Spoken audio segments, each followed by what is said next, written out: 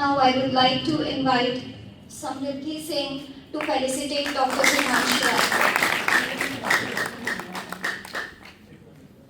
Now I request Apni Yadav to felicitate Dr. Draupadi Yadav.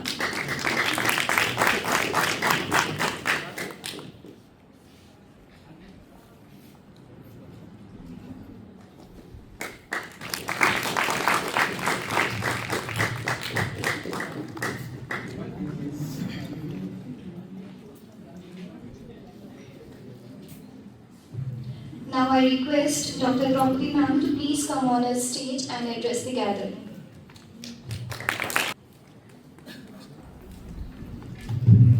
Very good morning everyone. आज हम लोग यहाँ पर कैंसर अवेयरनेस के लिए इकट्ठे हुए हैं और मैं स्वागत करती हूँ हमारे चीफ गेस्ट सर का, हमारी यूनिवर्सिटी के जो शाइनिंग स्टार हैं सुधांशु सर का और आप सभी का जो आज उनको सुनने के लिए यहाँ पर उपस्थित हैं। तो मैं इस समय रिक्वेस्ट करती हूँ हमारे सर का कि प्लीज आएं और हमारे बच्चों को गाइड करें कि किस तरीके से हम कैंसर जैसी एक घातक बीमारी से अपने आप को बचा सकते हैं। It is my distinct honor to introduce our esteemed guest, Dr. Avdesh Dixit sir. A highly accomplished medical professional, Dr. Dixit earned his MBBS degree from GSPM Medical College, Kanpur in 1979, followed by his MD. He further specialized, holding a DNB in radiation oncology and diploma in radiation medicine. Dr. Dixit sir has held a prominent position in field, including the serving as the director at the prestigious JK Cancer Institute in Kanpur. So please join me in giving a warm welcome to Dr. Avdesh Dixit sir.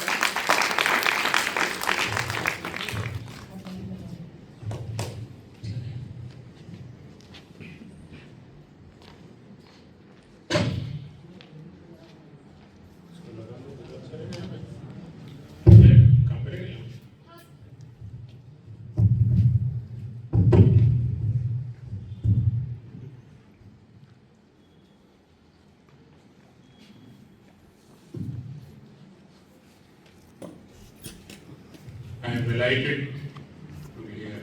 बहुत अच्छा लगा और doctor Sudhanshu राय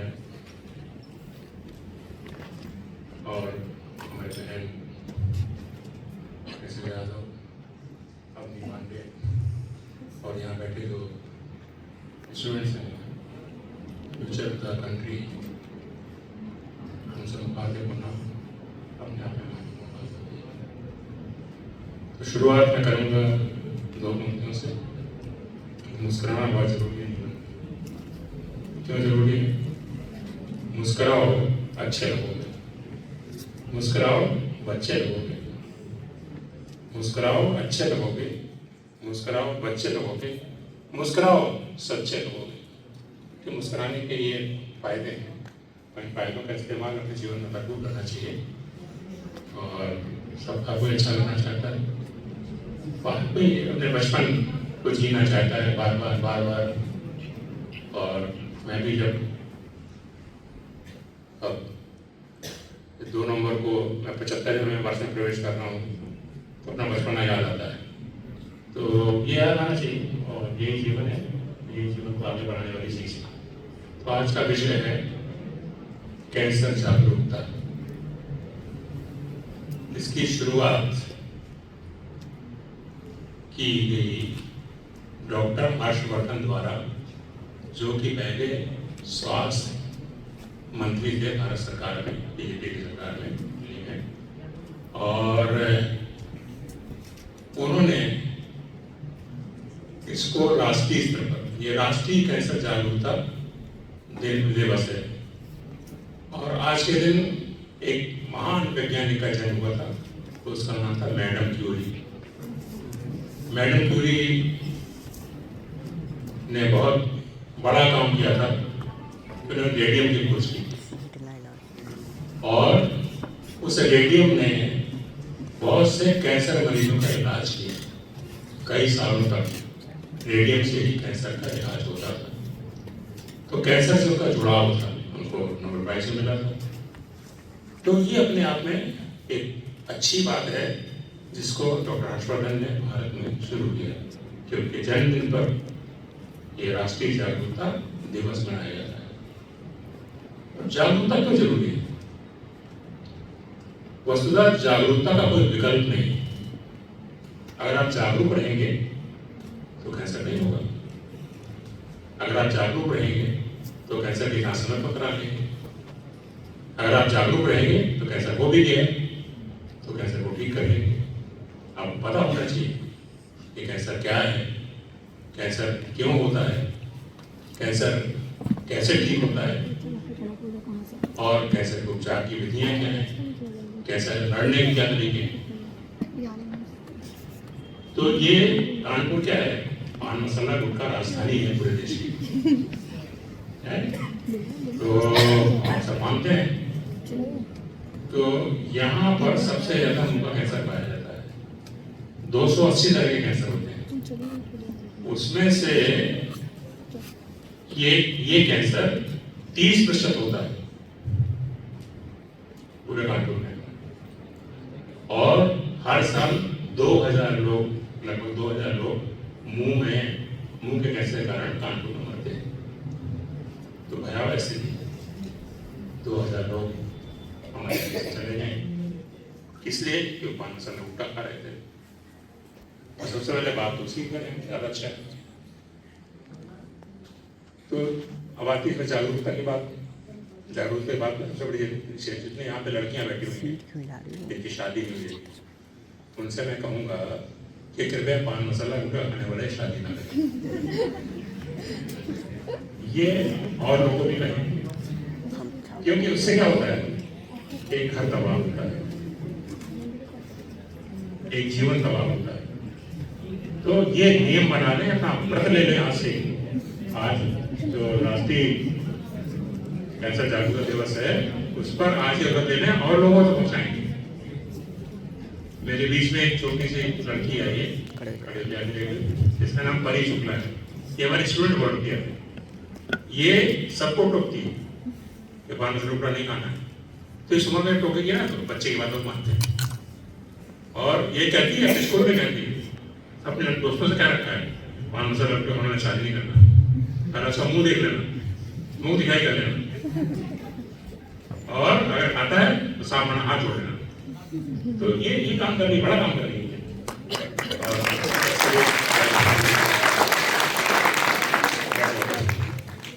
बहुत अच्छी dancer है ये।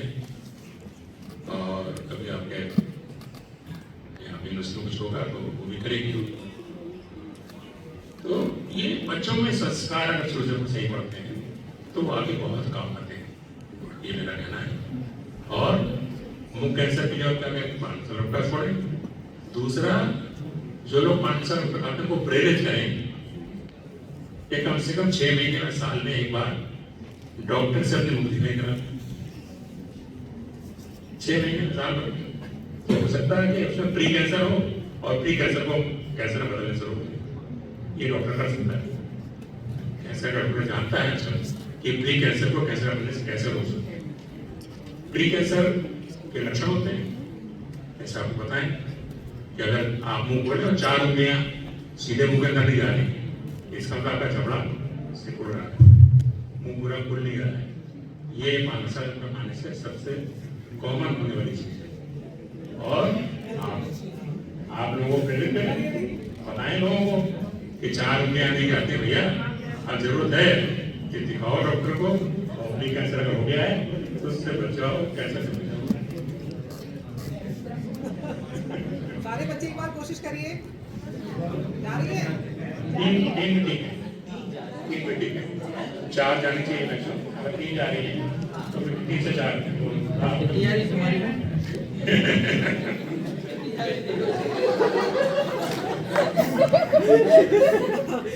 Doctor साहब यहीं पर है तो आप लोगों को सुविधा भी मिल जाएगी। आप लोग दिखाइए। अच्छा, दूसरी चीज अगर मुंह में पूरे सफेद या लाल चकत्ते हैं, थोड़े से काले काले से भी हो सकते हैं, तो शीशे में देखें खोल के, अगर हैं 5 साल खाने वालों के, तो उन्हें जो है पूरे सफेद लाल काले काले से चकत्ते हैं, इनको टेक्निकल भाषा में ल्यूकोप्लेकिया, मेलानोप्लेकिया, एर्थोप्लेकिया कहते हैं, लेकिन वो डॉक्टर काम है, आपको चकत्ते याद रखने हैं। अगर वो हैं तो प्रेरित करिए लोगों को, आते हैं कि भाई अच्छे महीने साल ऐसा बस फोन से बच जाएगा।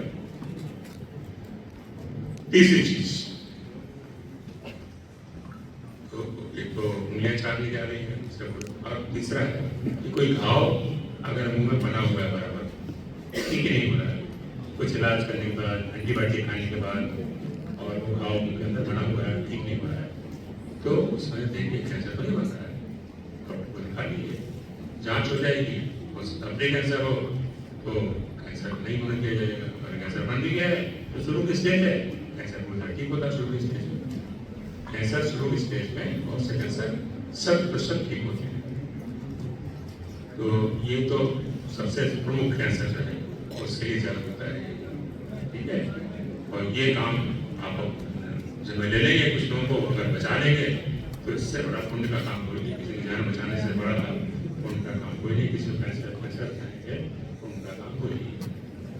और ये छात्रों को सबको आप बाकायदा इसके कैंप करवाइए अपने यूनिवर्सिटी में, और लोगों को प्रेरित करिए ऐसा हो, और ये अगर होगा तो वो कैंसर से लड़ाई हम लोग लड़ पाएंगे अच्छे से। जो 2000 लोग मर रहे हैं कानपुर में, उनमें दक्षिण कानपुर में मैं नियमित रूप से करता हूँ, मेरे पास लोग आते हैं, एक मंदिर है हमारे शहर मंदिर है, बेहतर मंदिर है, उसकी मेरा आवास है, तो वहाँ पे नियमित रूप से मेरे पास आते हैं, सही समय मिलता है, तो और ठीक होने की उनके भी बहुत से लोग ठीक हुए हैं, और सबसे ज़्यादा कैंसर के ठीक हुए मरीज मेरे कानपुर में डेली मरीज है, फिर करीब 35-40 साल की लड़ाई है, तो 35 साल की लड़ाई में कुछ मिला है, तो यही संतोष मिला है कि कुछ कैंसर ठीक है। अच्छा, और दूसरा क्या करना चाहिए, जागरूकता के लिए कैंसर जागरूकता क्या होना चाहिए, महिलाओं में खासतौर से माहवारी के तुरंत बाद अपने स्तनों को बाथरूम में साबुन लगा के देखना चाहिए, साबुन लगा के एकदम मुंह घुमा के, कोई गांठ तो नहीं, बगल में कोई गांठ तो नहीं, अगर कोई गांठ है, और ये गांठें ज़्यादातर 30-35 साल के बाद आती है, उसके पहले जो गांठ होती है वो नॉन कैंसरस होती है, हर गांठ कैंसर नहीं होती, एक बात सही है। तो लेकिन ये जानना जरूरी है कि कोई गांठ तो नहीं, और उस गांठ का मेमोग्राफी होती है, अल्ट्रासाउंड से पता लग जाता क्या है उसमें, MRI से पता लग जाता है उसमें क्या है, और अगर शुरू में पता लग जाता है तो फिर वो कैंसर पूरी तरह ठीक हो जाता है, और ब्रेस्ट कैंसर बहुत ठीक है। तो ये बड़ी बात है, इसमें इस कैंसर के बारे में ये जागरूकता बहुत जरूरी है। तीसरा जो फास्ट फूड है, ये एक समस्या बना हुआ है, पेट में खाना जाता है, तमाम तरह की चीजें जाती हैं, सड़ता है, तमाम फर्टिलाइजर्स भी खाने में जा रहे हैं, आटे में जा रहे हैं, क्योंकि ऑर्गेनिक खेती से नहीं होती है, फर्टिलाइजर इस्तेमाल होता है, वो फर्टिलाइजर भी चक्की पे से आते हैं, और आपके आटा में आता है उसमें फर्टिलाइजर मिले होते हैं। तो कोशिश करिए कि ऑर्गेनिक गेहूँ आप इस्तेमाल करें, गोबरी खाद वाला गेहूँ। फर्टिलाइजर वाला गेहूँ का इस्तेमाल होने से क्या हो रहा है कि पृथ्वी की थैली में पतली बन रही है, और पृथ्वी की थैली में पतली बन रही है, वो अगर उसको आप पाल लें, अगर निकलवा लें तो अच्छी बात है, अगर उसको पाले रहे 2-3 साल तो कैंसर बनने की संभावना होगा। मेरी अपनी बहन जो पतली थी, उसको हम कह रहे थे निकलवा, उसको 2-3 साल हो गए नहीं निकलवाया, मुझे वो निकलवाने का नौ, तब तक कैंसर बन चुका था, शुरू के स्टेज में था, ठीक कर लिया, वो ठीक है, 10 साल करीब हो गए, तो वो भी कैंसर ठीक होता है, तो उसको होना ना नहीं, और मैंने कहा ये फर्टिलाइजर वाली चीज़ें, और ये जो मोमोज ये सब जो कैंसर है, ये सड़े हुआ खाना जाता है, वो बस कॉन्स्टिपेशन पैदा करता है, और इससे अगर जितना बच सके उतने अच्छा है। ईट लॉट ऑफ वेजिटेबल्स, सलाद, ये सब खाइए और ये स्वास्थ्यवर्धक है। तो कैंसर से बचने का तरीका ये भी है। इससे बड़ी आंत का कैंसर भी ठीक होता है। बड़ी आंत के कैंसर में ये जो बहुत दिनों का खाना जमा है पेट में, वो क्या करता है, वो पैदा करता है टॉक्सिन्स पैदा करता है। वो टॉक्सिन्स आंत में कैंसर पैदा करते हैं। तो उसके लिए एक बहुत अच्छा तरीका जो है लोगों ने रिसर्च